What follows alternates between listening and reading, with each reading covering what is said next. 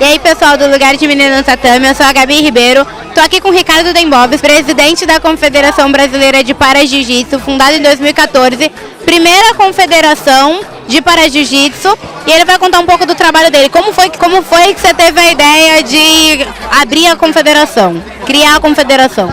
Primeiramente, prazer estar aqui contigo, Gabi, prazer também estar com o Tassi, está lá do outro lado, fazendo a filmagem. Muito feliz em encontrá-los aqui no Rio de Janeiro, não esperava. Bom, a ideia foi de um grupo. Nós nos deparávamos com para-atletas em campeonatos de jiu-jitsu convencional tentando competir, mas a regra não contemplava a união de categoria entre pessoas sem deficiência com deficiência. E muitos se frustraram, porque a pessoa com deficiência ela tem uma limitação. Ou seja, pensa igual, quer competir, quer ganhar, quer se superar. Isso me motivou a reunir outras faixas pretas e nós fundamos a CBPJJ em 2014. Nós criamos a classificação funcional, porque quando se fala em paradesporto, o importante é exatamente estabelecer que categoria de deficiência compete com que deficiência, exatamente para transformar o esporte em algo competitivo e justo. E assim foi feito. Em 2014 realizamos o primeiro campeonato de para-jiu-jitsu da história mundial. Foi o primeiro campeonato brasileiro que ocorreu em Santo André. Em novembro, o primeiro mundial, e assim já realizamos 3 brasileiros e 3 mundiais. Aliás, na sua cidade nós temos o grande campeão Tainan Igor de para-jiu-jitsu, mas também de jiu-jitsu. Porque as pessoas que competem no para-jiu-jitsu, dependendo da sua limitação ou deficiência, também vem competir aqui no jiu-jitsu convencional. E podemos dizer, Gabi, assim, com vaidade de brasileiro, o jiu-jitsu é brasileiro e o para-jiu-jitsu também é brasileiro e acabou se expandindo pelo mundo. Vocês estão vendo aqui o número de para-atletas que estão aqui no Rio de Janeiro competindo. Em 2014 o jiu-jitsu não tinha todo esse tamanho. Quando você fundou a federação, o pessoal devia verificar o que é para-jiu-jitsu. E hoje a gente vê que você é um dos principais nomes quando a gente fala do paradesporto. Comenta aí como foi, você imaginou que o jiu-jitsu ia tomar todas essas proporções e que o para-jiu-jitsu ia acompanhar? Não imaginava. Na verdade, nós assumimos uma responsabilidade muito grande, porque nem o nome para-jiu-jitsu havia sido utilizado.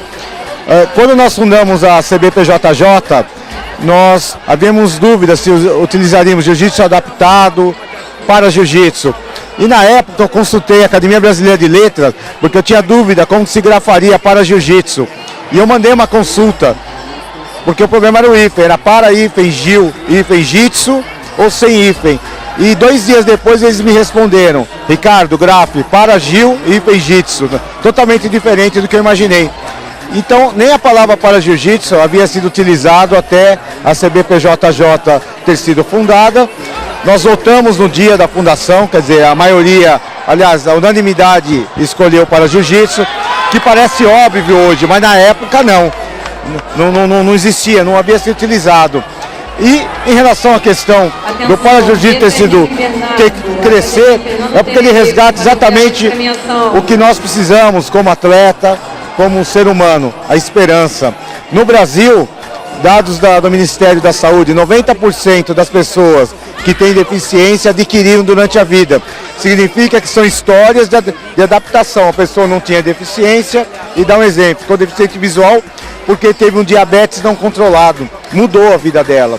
E o para-jiu-jitsu cresceu exatamente porque resgata a esperança do indivíduo, resgata a cidadania e faz com que nós utilizemos o esporte como ferramenta de inclusão social e inclusão como seres humanos, porque a pessoa que adquiriu deficiência, às vezes está na depressão, acha que não vai ter mais o que fazer. Por isso que o para-jiu-jitsu cresceu, porque o que nós sentimos aqui no Brasil, a pessoa com deficiência aceita nos Estados Unidos, na Ásia, em qualquer outro lugar do mundo.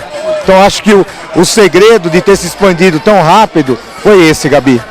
E você, como presidente da confederação, você pode falar quais os próximos passos, o que vocês estão planejando aí para o final de 2018 e começo de 2019? Os próximos passos é exatamente apoiar a expansão do para-jiu-jitsu em outros países, avaliar a possibilidade de realizar os campeonatos de para-jiu-jitsu em conjunto com os campeonatos de jiu-jitsu, porque traria maior visibilidade. O número de praticantes de para-jiu-jitsu ainda não se organizou ao ponto de fazer um campeonato com 500 atletas, mas no campeonato de jiu-jitsu convencional nós teríamos um público grande e isso estimularia o crescimento do esporte. Então, uma das metas é realizar os campeonatos de para-jiu-jitsu e avaliar as propostas junto com o campeonato de para-jiu-jitsu. Então essa é a meta. Ricardo, você tem alguma coisa para falar pro pessoal de casa? O pessoal que tem deficiência e acha que alguma comissão vai ser injusta com ele. O que você pode dizer? Queria dizer às pessoas que estão em casa, procurem a CBPJJ, procurem o Kleiber, procure as pessoas que realmente representam o esporte. Nós temos a página no Facebook Jiu-Jitsu e Pessoas com Deficiência, ou a página da Confederação Brasileira de Para-Jiu-Jitsu. Nos procurem, eu estou aberto a ouvir a todos e vamos nos organizar e nos reunir para que possamos juntos fazer com que o para-jiu-jitsu, que é brasileiro, possa continuar sendo parâmetro para o mundo.